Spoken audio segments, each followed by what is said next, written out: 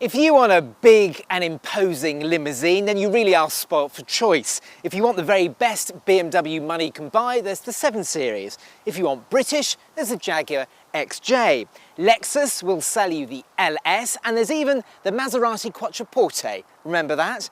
Audi has just reinvented its A8 and stuffed it with some of the best technology available on the market. And why do they all do this? Well, they all want to do this because they want to beat the technological tour de force that has ruled the roost for the last 40 years, the Mercedes S-Class. To the untrained eye, this looks no different to the old S-Class. But look closely and you'll spot the new headlamps that now have 3 day running light bars and the rear lamps that are slightly different. And if you're really geeky, you'll have spotted that this S500, and indeed all S-Classes, get the old S-Class V12's grille with its extra chrome. Subtle the changes may be, but you're left in no doubt this is the chairman's boardroom Benz. Up front, and the changes are also very few and far between. The most obvious change is the new steering wheel. Not only does it look very bling, but there are new controls on it. They're touch sensitive like you find in the E-Class, and the cruise control, which used to be on a stalk that protruded from the steering column, is now on the right hand spoke. Now in front of you, you've got 2 12.5-inch screens. That's nothing new, I know, but now they're behind a 1 sheet of glass, and it does look a lot crisper, I have to say.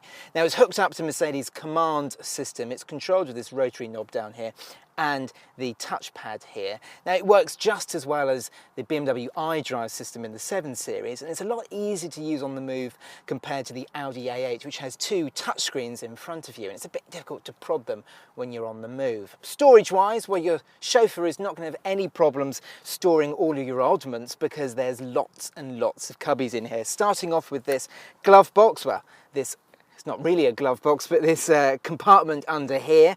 You can open it this side as well, if you want to. There you can store your phone. There's a couple of USB charging ports as well, one of which connects your phone to the Apple CarPlay and the Android Auto, which both of those come as standard on the S-Class. If we slide this back, there's a couple of cup holders as well. There's a nice little well-damped drawer there as well. There's the glove box, which is also very large, as you'd expect. We've also got the air freshener system in here, and it pumps fragrance through the air vents, and it's very nice indeed. And the door bins are very large. In fact, you can easily fit the car by a large water bottle in there.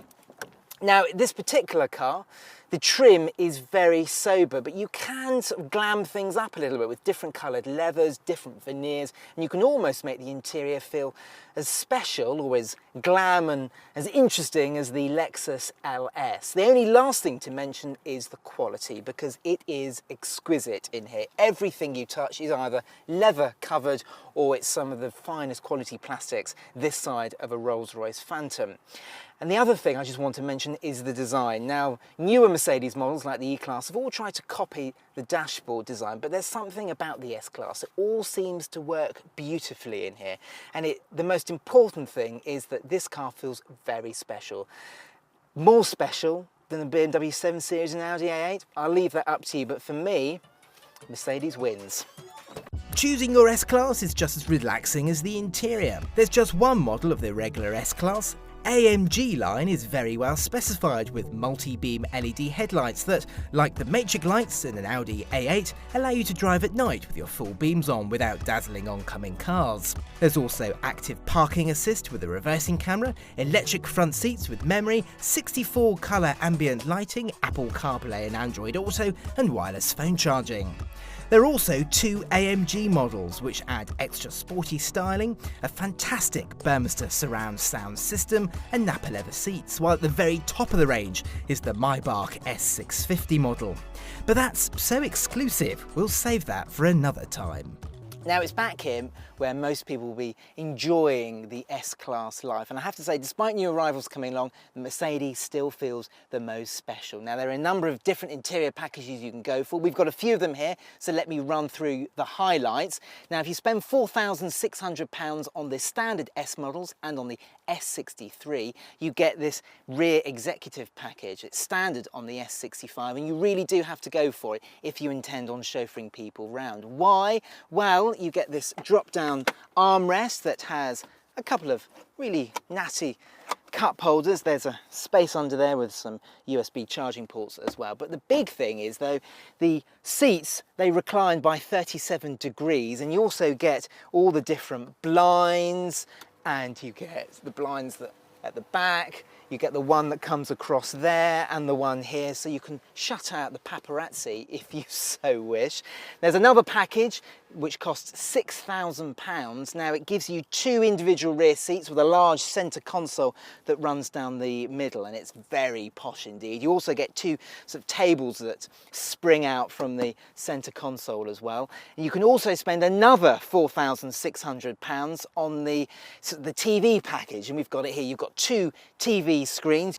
There's this remote controller to control the 2 screens, as you would expect. There's also a pair of headphones as well. But the best thing about this package is that this seat transforms into the seat you tend to find on a first class jet, or in business class at least. Now, if you press the lie flat button, you've got all the controls on the door here. There's so many actually. You could actually get lost in the world of seat articulation. Now that seat in front of me is now slid forwards, the headrest is popping down, so I've still got a view of the road in front of me. And now eventually, it's a bit of a slow process, I do have to say. My seat will start to slide forwards. And here we go, sliding forwards very, very elegantly. And the cushion starts to come up, taking the weight off my feet, and I can just lie here and just let the driver do all the work. See what I mean about S-Class life? It really is the best, isn't it? Boot room very much depends on which model of S-Class you go for, but they all tend to hover around the 500 litre mark, which is around average for this type of car. Let's say there's more than enough space for carrying those suitcases for your VIP customers. Now the really big changes to the S-Class has been found under the bonnet, because Mercedes has replaced all of the 3-litre V6s with new straight-six 3 litres. And that's all done in an effort to make them cleaner and more fuel efficient.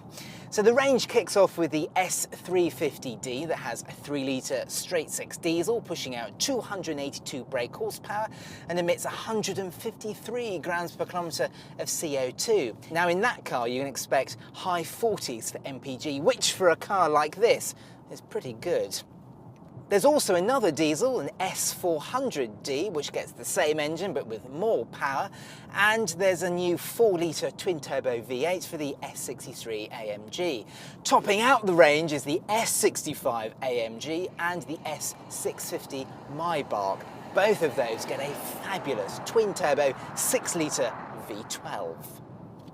Now, if the V12 petrols are a little bit too vulgar for you, Mercedes will sell you some straight-six petrols. Starting off with the S400, that gets a 3-litre straight-six petrol, which pushes out 363 brake horsepower, but is also mated to an electric motor, an electric compressor that has 22 brake horsepower. Effectively, it's a mild hybrid. There's also an S500, it's the car we've got here. Now the 500 badge is a little bit fabled in the world of Mercedes-Benz ownership, because by driving an S500 you're telling the world you have a V8 petrol under the bonnet. It is the cream of the cream, really.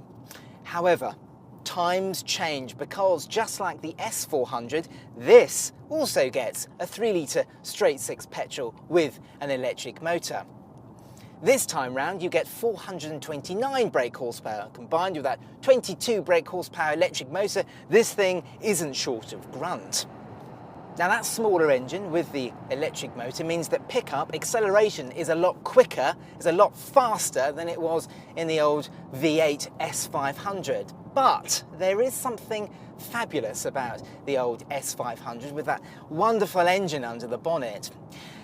Now Mercedes will say this car is a lot cleaner, it's a lot more fuel efficient than the old S500, but we've been getting in the low 30s, which I remember driving an old S500 a few years ago, and I wasn't getting that much worse fuel economy than this. So whilst Mercedes will convince you that times change and it's all lovely and much better these days, I'm not convinced. No big car rides as well as the S-Class. It's easily the most supple and comfortable limousine on sale. Well, it is if you go for the standard wheels, opt for the admittedly smarter, larger wheels, and the ride gets a little too choppy. Handling wise, well, a BMW 7 Series and a Jaguar XJ will outmaneuver the S-Class on a twisty piece of road, but for the most part the S-Class is good enough. It manages to have a composure that few can topple. Now I go back to my opening question. If you really do want a big, special limo, you really are spoiled for choice.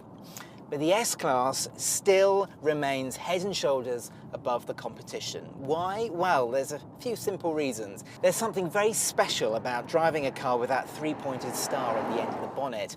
I don't know what it is. I don't know whether it's that get out of my way, I'm more important than you. I don't know what it is. I really don't know, but there is just something very different from the competition.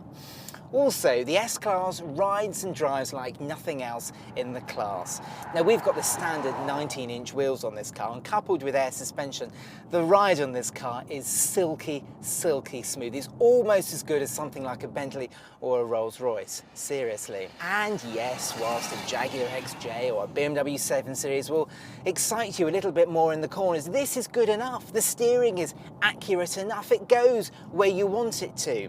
The engine is powerful, and the whole thing is just wrapped up in the most glorious, wonderful limousine experience. So there we have it then. While BMW, Lexus and Audi have launched all new cars since this generation of S-Class launched back in 2013, the Big Benz is still the best. Nothing can quite beat the S-Class's blend of absolute luxury and appealing personality. It's still right at the top of the class. Like this video? Well, give it a thumbs up and watch my Audi A8 video review. And make sure you subscribe to the channel by pressing the car buyer logo. Thanks for watching.